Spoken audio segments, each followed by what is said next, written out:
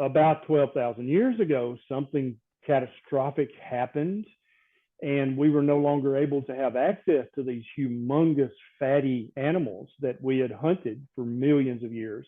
And so we didn't get to, it wasn't like it was an innovation or a discovery. We had to start farming plants, grains and beans and stuff like that, because we didn't have access to the megafauna. So we had to do that or we'd starve to death.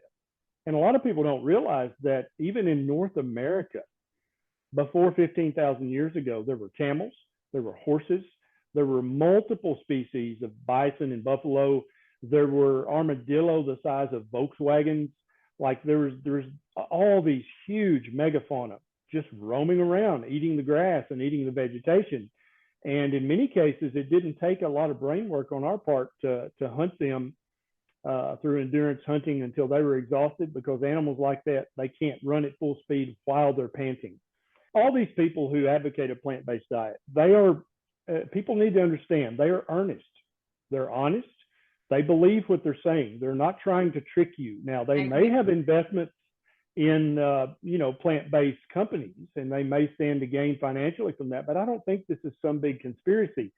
Most doctors get very little training in human nutrition, right? We're all aware of that, but they get zero training in archeology and paleoanthropology. And I found my nutrition, kind of my global circumspect understanding of nutrition, very deficient until I discovered the paleopathology and paleoanthropology and that huge volume of research literature.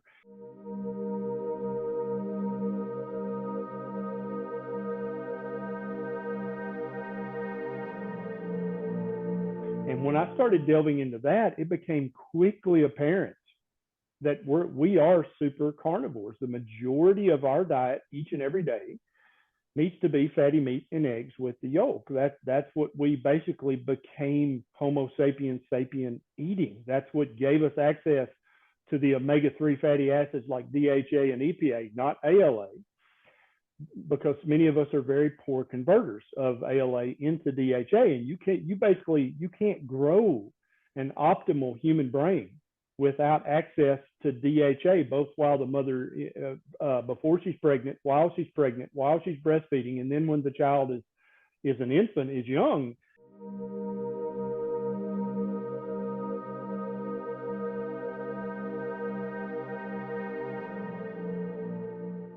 If they don't have adequate sources of DHA in that entire span, you're going to wind up with someone with a lower IQ, as if that baby had access to DHA their entire existence, even before they were born.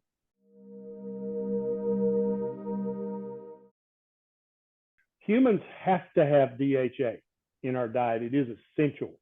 And some of us can convert ALA, which is alpha-linoleic acid that is found in plants. We can convert that if we're eating pounds of that food a day. We can convert enough of that into DHA and EPA to limp by, but it's known in physiological research that many humans are very poor converters of ALA into EPA and DHA.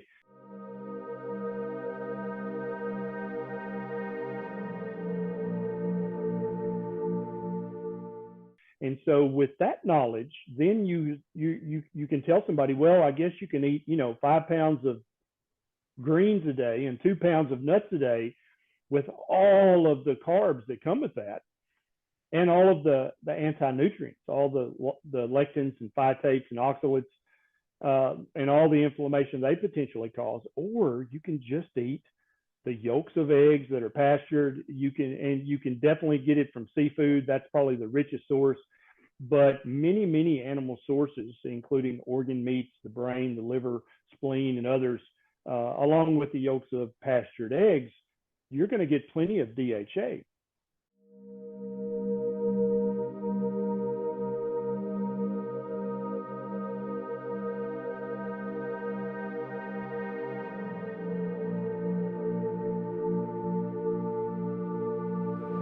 Annotated and summarized, easy to share with loved ones. The description below the title for this video has these summary points.